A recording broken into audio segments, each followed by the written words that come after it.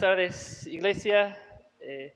Señor les bendiga. Vamos a ir ahora a la palabra de nuestro Dios y pues para comenzar me gustaría que pudiéramos orar una vez más y pedir la ayuda del Señor en esta tarde. Señor, yo pido, Señor, en esta tarde que seamos personas impactadas y formadas por este texto, Señor. Eso es lo que deseamos, ser un pueblo formado por tu palabra. Visítenos ahora con tu presencia, por medio de la exposición de tu palabra. Ayuda, bendice, da nueva vida en esta hora, Señor, y sigue renovando nuestra mente. Y lo pedimos en el nombre de Jesús. Amén. Amén.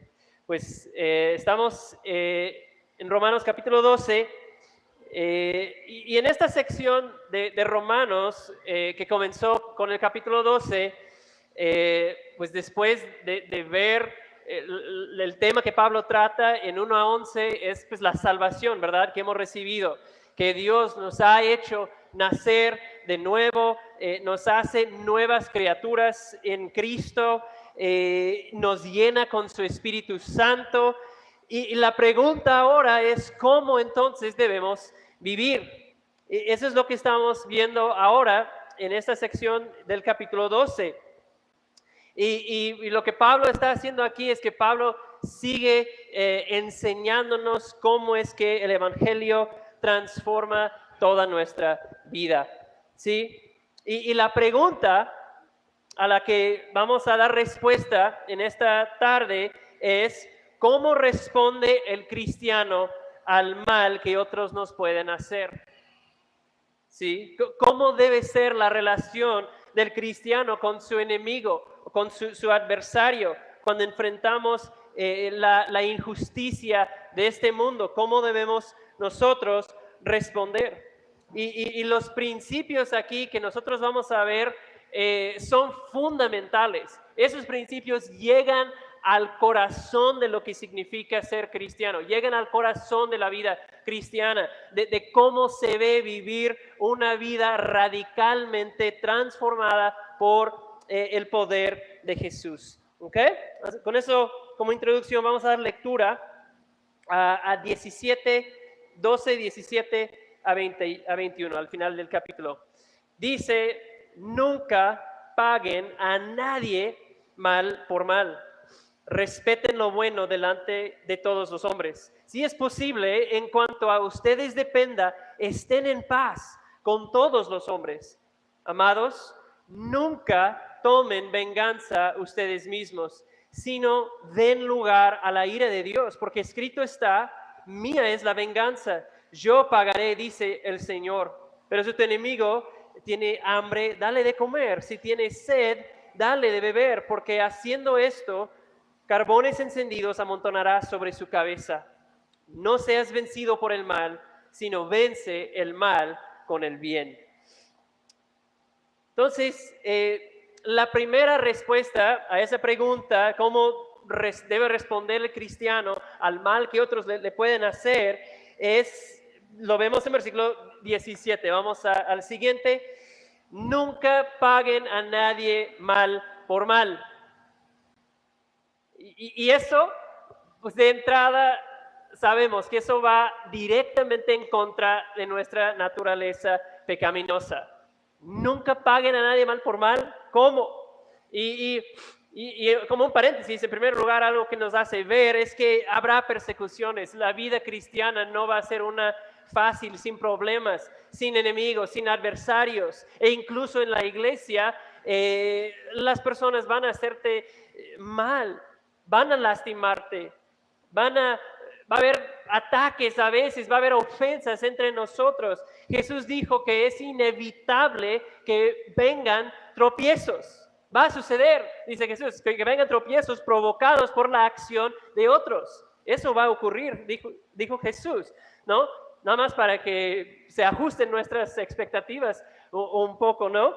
Pero la respuesta natural, la reacción natural de nuestra naturaleza es: si tú me haces mal, pues te lo devuelvo, ¿verdad? Eso es lo natural. Me lastimas, me dañas y te voy a mostrar y tú vas a ver que conmigo no me tratas así, ¿verdad? Así somos, por naturaleza. Pero ¿qué dice el texto? Nunca paguen mal por mal. Y dice, sí, sí, pero menos, obviamente, cuando de plano ya se pasaron. Hay ocasiones donde, pues sí, pues uno tiene que dar una respuesta. Pues no, el texto no nos da esas excepciones, ¿verdad? Nunca. Jesús en Mateo 5, 38 a 39 dijo, ustedes han oído que se dijo ojo por ojo y diente por diente. Si tú me tumbas el diente, yo te lo puedo tumbar a ti, ¿verdad? Pero Jesús sigue diciendo, pero yo les digo, no resistan al que es malo, antes bien cualquiera que te abofetee en la mejilla derecha, vuélvele también la otra. Si tu adversario pide que camines 1 kilómetro, ve con él 2. Esa es la enseñanza de Jesús. Y es que en la ley del Antiguo Testamento Dios había establecido que ese principio, ojo por ojo, ¿verdad? Para que el castigo estuviera en proporción al crimen, ¿verdad? Que el castigo no fuera desmedido, porque en otras culturas, en la antigüedad, pasaba que a veces pues, se decía, no, pues el que roba algo, pues que le corten la mano, ¿verdad? Y la persona por robar algo pequeño quedó mutilado de por vida, ¿sí? Y Dios había dicho, no, si robas algo con un valor de 1,000 pesos, pues hay que restituir eso y con intereses, ¿verdad? Eso era la ley que Dios había establecido, castigo en proporción al crimen. Pero ellos habían tomado esa ley civil, ojo por ojo, y la aplicaron a su vida personal, ¿verdad? Entonces Jesús está corrigiendo ese error y diciendo, no, en mi reino las cosas van a ser diferentes, ¿sí? Y hermanos, lo sabemos, pagar mal por mal recibido es fácil. A la carne le encanta, ¿verdad? Levantarse en contraataque cuando alguien viene contra mí, mis defensas suben, me empiezo a defender, salen palabras no solo para defenderme, sino para bajar bien al otro que se atrevió a decir algo contra mí, ¿verdad? ¿Y qué es lo que estamos viendo aquí? La Biblia claramente nos prohíbe esa actitud de responder con enojo cuando me siento ofendido, de guardar rencor y pensar cómo voy a tratar a esa persona la próxima vez que lo vea, ¿verdad? Nunca paguen mal por mal, dice el texto. Y Pablo va a seguir y va a subir la flama, ¿verdad? Un poquito más. Nos va a incomodar un poquito más, porque podríamos decir, bueno, está bien, Pablo, me hicieron mal y te entiendo, te voy a hacer caso, no voy a hacer nada en respuesta, pero pues ahora sí, pues yo voy a mantener mi distancia. No, ahí con esa persona de plano ya no, yo ya sé qué pasa ahí. Pero seguimos en 17, la segunda parte, más bien, ¿qué es lo que Pablo dice? ¿Cómo puedo, en resumidas palabras, lo que está diciendo en la segunda parte es cómo puedo actuar hacia esa persona que procure el bien de esa persona, ¿verdad? O sea, la idea es que si respondo a mal con otro mal, pues estoy participando en lo mismo. Pero Pablo nos llama, cuando dice respeten lo bueno delante de todos los hombres, creo que en la Reina Valera dice procuren lo bueno. Esa es la idea, ¿no? Que debemos responder de una manera buena en esas situaciones, una manera honorable, una manera correcta, que tu respuesta al mal evoque el respeto de todos, ¿verdad? Que puedan ver, esa persona fue maltratado, le hirieron, pero su respuesta fue una mesurada, fue una correcta, ¿verdad?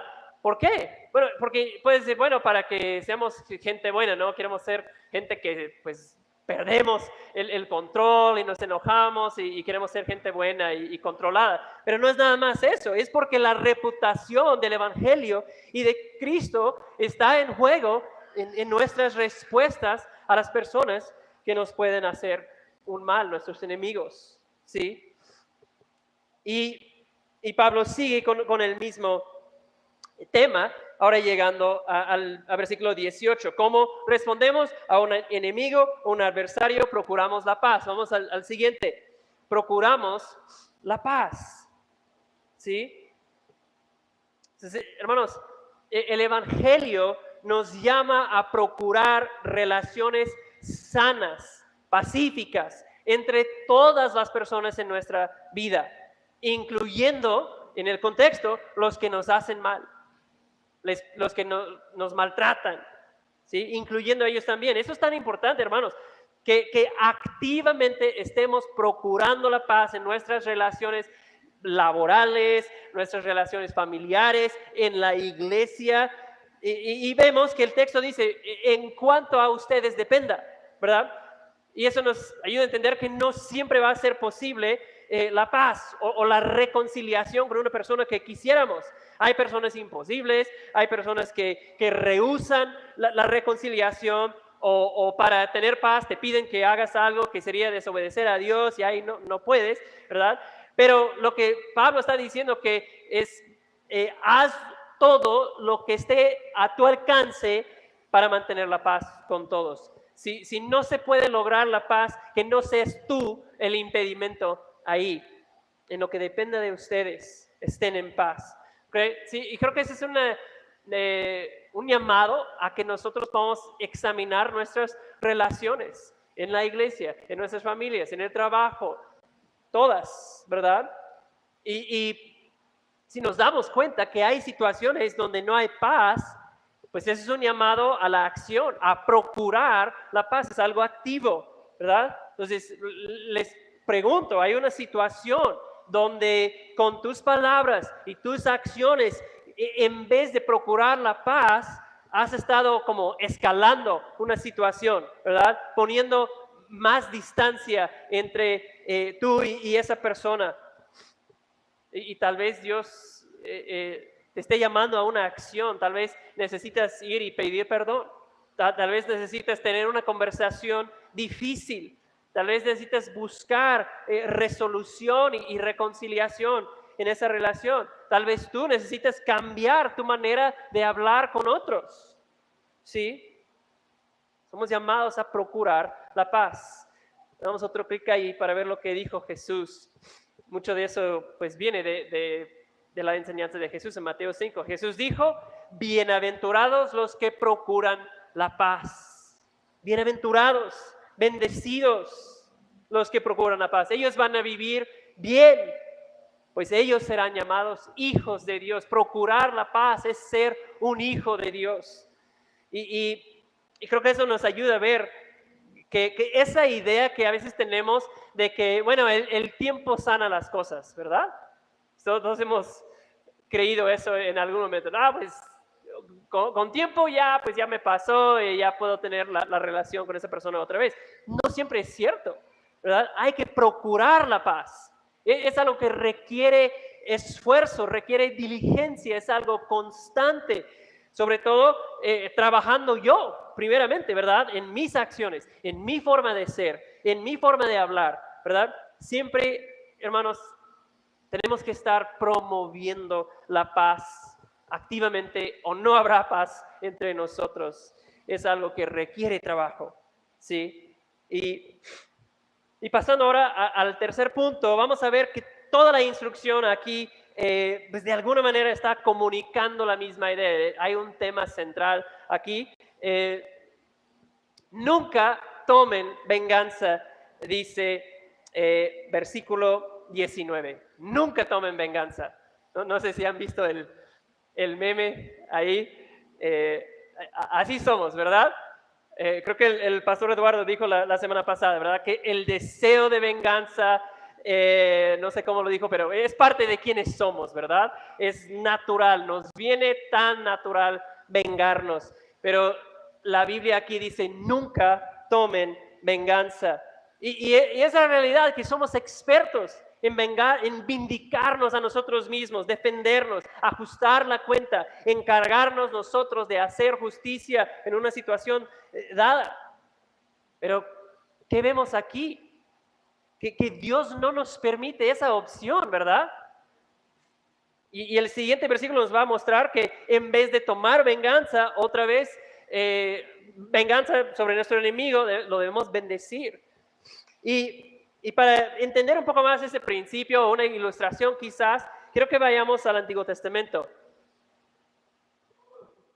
Vamos a dar otro clic ahí. Y vamos a ir a el libro de Primera de Samuel. En Primera de Samuel, pues es la historia de David y Saúl. Y en esa historia se acuerdan que David, como un muchacho todavía, pues salta a la fama después de matar a Goliat, ¿no?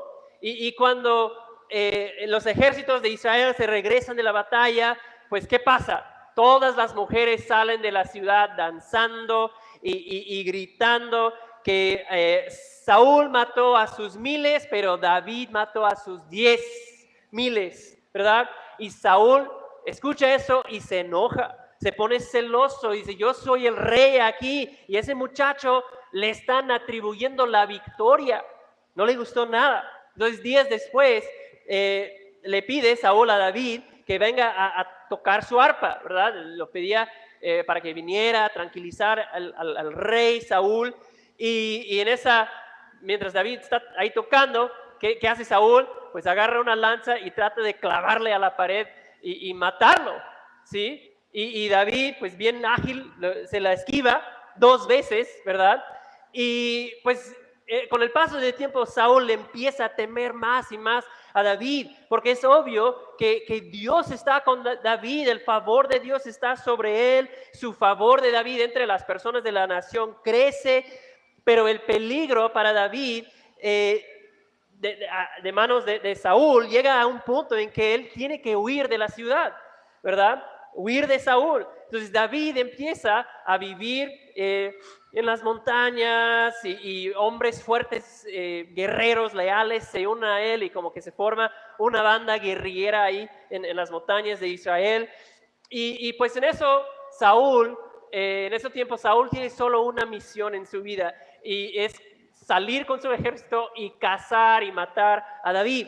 Y por varios años, Saúl, enojado y amargado, va tras David, pero nunca logrando atraparlo y eliminarlo como tanto deseaba.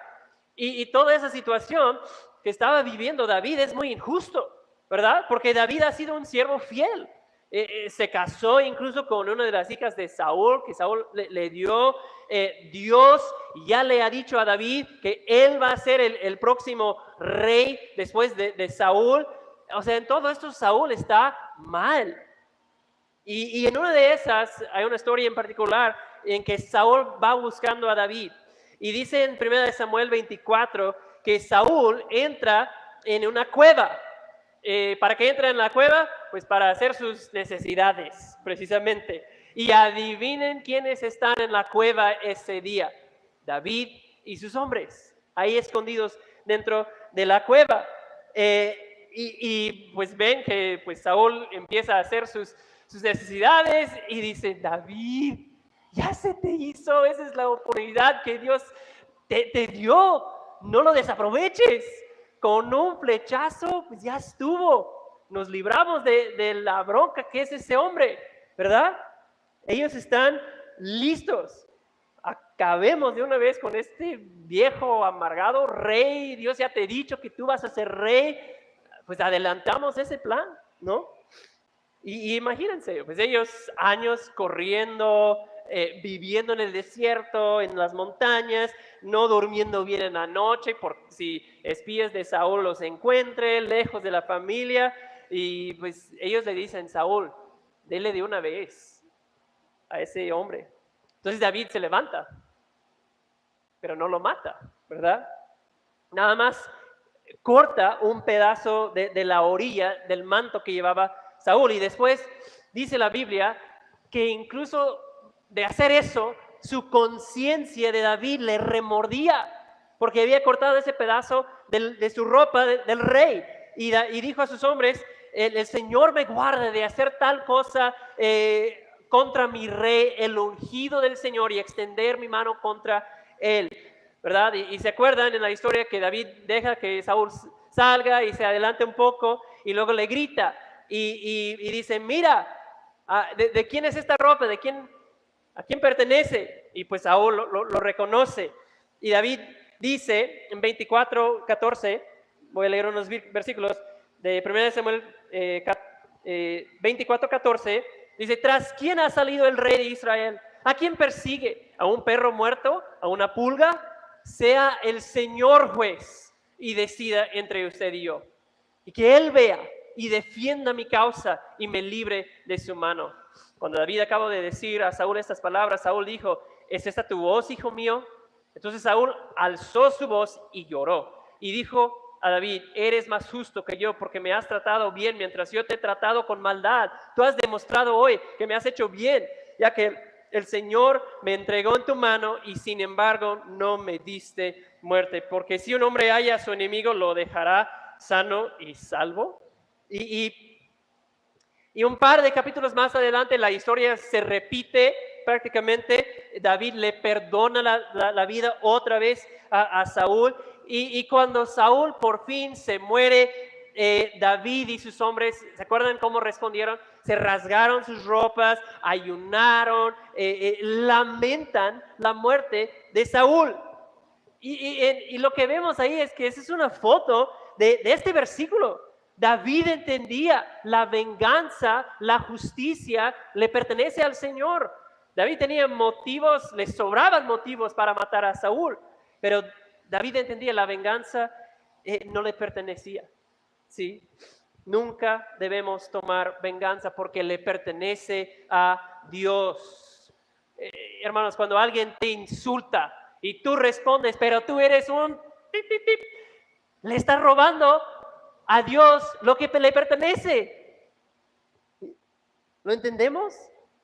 Tomar venganza es ponerte a ti mismo en el lugar del juez supremo. Es decir, yo quiero ser Dios por un momento.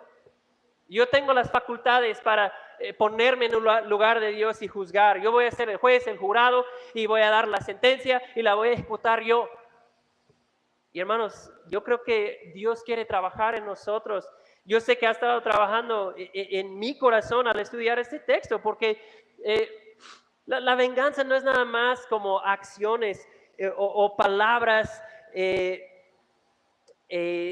fuertes, ¿verdad? Las cosas grandes. Es una actitud también que de repente gobierna cómo es que vivimos, cómo es que respondemos. Es una manera de responder en que podemos caer sin darnos cuenta, ¿sí?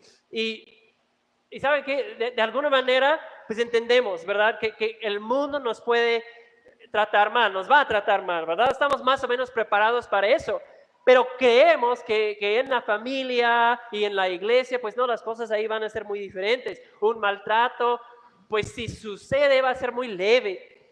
Y entonces cuando ocurre algo dentro de la iglesia, dentro de la familia, nos sentimos muy ofendidos, ¿verdad? La ofensa pues se clava bien profundo en nuestro alma y surge una necesidad y un deseo de venganza. Yo le voy a mostrar ahora que a mí no me trata así, ¿no? No le voy a perdonar así nada más. Él debe sentir lo que me hizo. Y se nos olvida lo muchísimo que Dios ya nos perdonó a nosotros, ¿sí? Y es que, hermanos, Dios quiere reprogramar totalmente cómo pensamos, totalmente cómo reaccionamos, ¿sí? Eso es lo que dijo en 12:2, ¿verdad? Al inicio del capítulo, que dijo que Dios está interesado en la renovación, en la reprogramación de nuestra mente, ¿sí? Para que entendemos que la venganza puede ser un espíritu, un estilo de vida. O sea, no es nada más las cosas grandes que alguien un adversario maquinó un plan para afectar terriblemente a tu familia y tu patrimonio y arruinar tu reputación. O sea, es mucho más que eso. Es la tentación de responder mal cuando no me gusta cómo me hablaron. Es la tentación de que yo te voy a poner en tu lugar. Es hacer una cara. Es la tentación de venganza que enfrentamos de manera constante cuando te traiciona un enemigo, cuando te maltrata un empleado o tu jefe, ¿verdad? Cuando en el trabajo un compañero logra tomar el puesto que a ti te tocaba y tú te sientes ese deseo de, "Oh, te voy a mostrar". No, la tentación viene cuando sientes que llegaste al límite con una persona, con una situación y ya no puedo. Surge el deseo de venganza, la tentación de venganza viene en el matrimonio, ¿verdad? Palabras ásperas, la relación empieza a ser conflictiva. El deseo de venganza surge entre amigos, cuando alguien te calumnió, cuando te humillaron frente a otros. La tentación viene cuando alguien te ignora, cuando le tratas de hablar, cuando sientes que te faltaron el respeto. Es algo constante, la tentación de vengarnos. Y el texto es claro, en vez de vengar tenemos que procurar la paz, tenemos que perdonar, pasar por alto muchas veces una ofensa. Esa es la actitud que el Evangelio debe formar en nosotros. Ahora, la venganza se siente tan correcta muchas veces porque fuimos creados a la imagen de Dios. ¿Okay? ¿A qué me refiero con eso? Pues es decir, que esa sensación de justicia, de corregir los males que nosotros tenemos, esa respuesta dentro de ti que dice, eso estuvo mal, Dios lo puso ahí, viene de Dios, es parte de ser creado a su imagen, ¿verdad? Pero lo que aprendemos aquí es que nosotros no tenemos otra vez las facultades para ejercer venganza de manera correcta. ¿Y qué debemos hacer? Debemos confiar en un Dios que dice, yo me encargo, la venganza es mía. Sí, y eso nos cuesta. A veces, ¿saben por qué? Porque Dios es muy paciente, Dios es muy misericordioso y su venganza casi siempre tarda más de lo que nosotros quisiéramos, ¿verdad? A mí me gustaría que cayera el rayo del cielo en ese momento y Dios es paciente, ¿verdad? Pero ¿saben qué? Podemos confiar, podemos tener consuelo en saber que Dios hará justicia perfecta, ¿sí? Dios hará justicia perfecta en este universo, hermanos, bajo el control soberano de nuestro Dios. Ningún pecado, ningún mal pasará sin castigo, sin recibir su juicio merecido. Dios va a hacer justicia perfecta, ¿verdad? La cruz y el infierno son dos realidades que nos muestran el compromiso de Dios con su justicia, ¿verdad? O los pecados van a ser pagados, vengados por Cristo en la cruz o por ti en el infierno, ¿verdad? Entonces, cuando entendemos esa realidad, nos debe consolar, ¿verdad? Porque parte de la razón, porque queremos tomar venganza y hacer justicia por mano propia, es porque muchas veces en este mundo, pues parece que no se hará justicia, ¿verdad? No va a pasar nada, ¿verdad? Los que me hicieron mal y esa persona, pues mira cómo sale con la suya y no le pasa nada. Algunos de nosotros aquí en este lugar podríamos decir, nadie sabe la herida que dejó en mi alma esa persona, nadie entiende lo que yo he sufrido durante años y cómo me abandonó y el dolor que yo cargo constantemente. Algunos de ustedes han experimentado eso y lo sienten todavía hoy. Y puede ser cierto que en este mundo nadie sabe, nadie entiende, pero Dios sí sabe y Dios sí entiende y su venganza un día vendrá. Eso es nuestro consuelo, hermanos. Y por eso no lo tienes que cargar tú, lo puedes soltar y tener paz dejando lugar a la ira de Dios. Porque la ira de Dios hermanos, será más terrible que cualquier ira o venganza humana. El pastor John Piper menciona 4 realidades de la ira de Dios que van a aparecer ahí en pantalla. La ira de Dios va a ser eterna, la ira de Dios va a permanecer para siempre, no se agota, va a ser terrible, indescriptiblemente terrible, va a ser merecida. La venganza e ira de Dios será totalmente justa y correcta. Nadie podrá decir, yo no merezco eso. Va a ser merecida. Y en el cuarto lugar, la ira de Dios es evitable, ¿no? Es escapable, por inventar una palabra, ¿no? Y hermanos, qué horror y dolor sería saber que pudiste haber escapado la ira de Dios. Y eso porque Dios ha enviado a su Hijo en este mundo para morir por pecadores como tú y yo, extendiendo gracia y perdón, y saber que tú rechazaste eso porque no querías renunciar tu orgullo, no querías renunciar tu pecado, no querías confesar a Cristo como tu Salvador y Señor. Qué horror sería saber que era evitable, pero lo rechazaste. Es evitable la ira de Dios. Entonces, si no has confesado en este día a Jesús como Salvador, como Señor de tu vida, te quiero urgir que lo hagas hoy. Confiesa a Cristo como Señor y Salvador de tu vida y evitar la ira de Dios. No hay mejor noticia que exista. Gracias a Jesús, amén, hermanos, que la venganza de Dios, la ira de Dios que debió haber caído sobre nosotros, y eso hubiera sido lo correcto, ¿verdad? Lo justo, lo adecuado, que recibiéramos nosotros la venganza de Dios, pero Jesús tomó esa ira y esa venganza de Dios en mi lugar. Gloria a su nombre. Eso nos lleva al versículo 20. Si no tomamos venganza, cuando alguien nos trata mal o nos hiere, ¿qué hacemos? ¿Cómo respondemos? Bueno, otra vez, somos llamados a servir y amar a nuestro enemigo, procurar su bien, bendecirlo. Y no está tan difícil decirlo aquí, ¿verdad? No está tan difícil pues, decir, sí, pues, es lo que vamos a hacer, lo veo. Es muchísimo más difícil cuando sientes un dolor en tu corazón y una ofensa y una herida por lo que te ha hecho esa persona, ir y bendecirlo, ir y amarlo.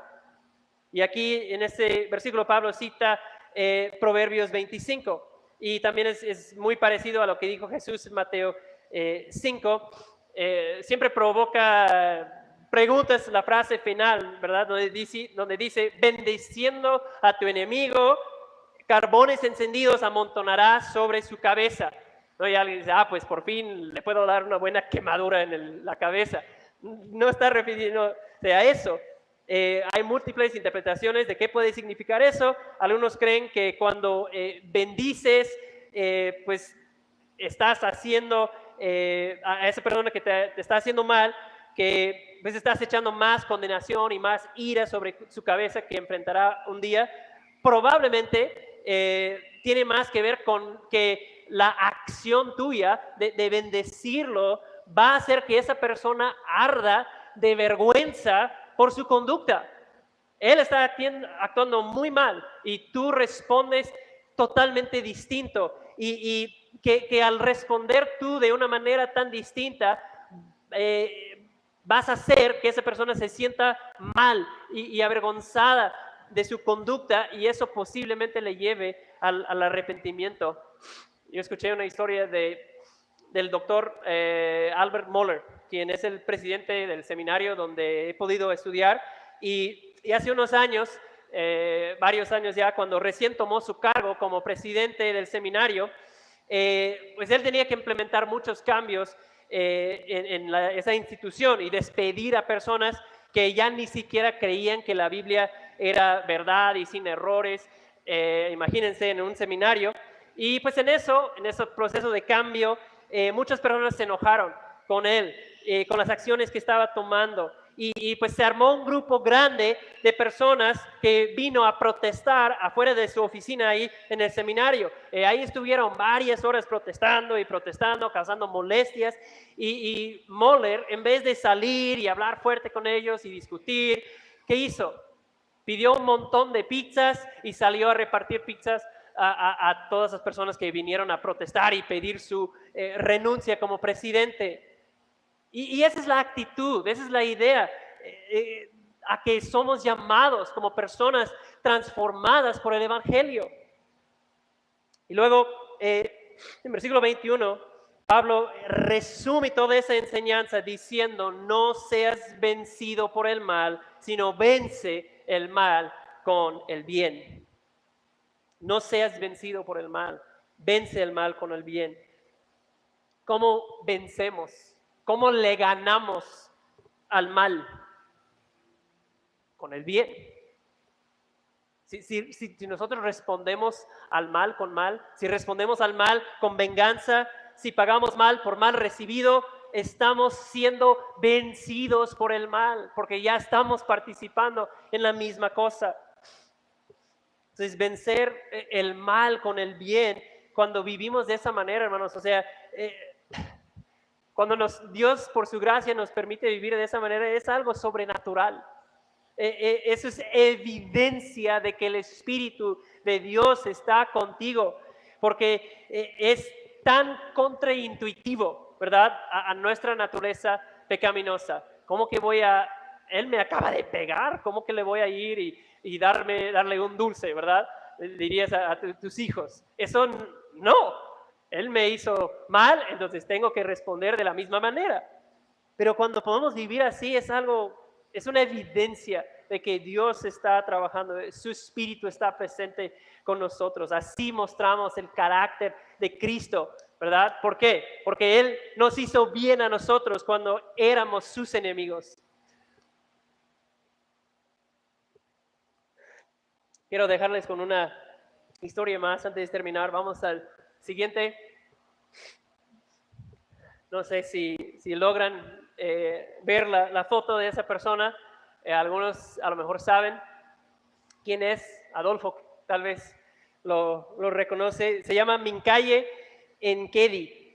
Y Mincaye era un guerrero del pueblo Waorani, un tribu en Ecuador, y fue uno de los hombres que estuvo involucrado en el asesinato violento de 5 misioneros estadounidenses en 1956. Creo que si le damos otro clic, ellos aparecen ahí, los 5.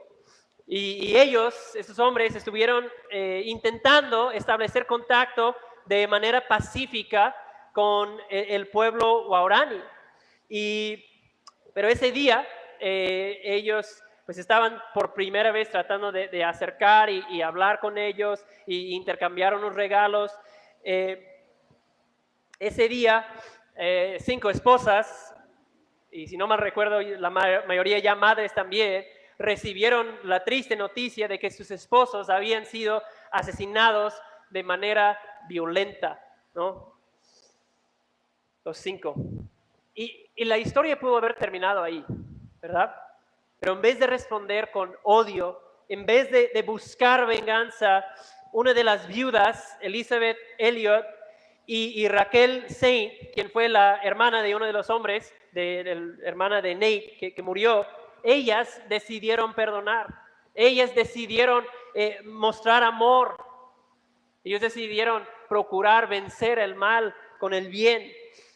Y solo 2 años después se abrió la posibilidad para ellas ir a vivir entre esas personas que habían matado a su esposo y a su hermano, y empezaron a vivir ahí. Y esas personas pues los recibieron, ahora sí, y ellas empezaron a aprender su idioma y pues en eso enseñarles. Y gracias al trabajo de esas mujeres, Mincaye y otros miembros de ese tribu llegaron a conocer a Cristo, fueron salvos, abrazaron el amor que había motivado a esas mujeres a perdonar y regresar después de un acto tan atroz. El amor, el perdón rompió las barreras, rompió años de esclavitud y rompió años de esclavitud a espíritus, demonios, ¿verdad? Y los llevó a muchos en ese lugar a Cristo. Y Mencaye, su vida llegó a ser un testimonio de lo que puede suceder cuando vencemos al mal con el bien. Y ese hombre después llegó a ser como un padre a Steve, ¿sí? El hijo de Nate, que fue uno de los 5 que murió. Después, años después, llegó a ser abuelo a los hijos de Steve. Y eso es algo increíble. Ese es el poder, hermanos, de no pagar mal con mal, ¿sí? Eso solo lo puede hacer el poder de Dios, ¿verdad? Eso es algo sobrenatural.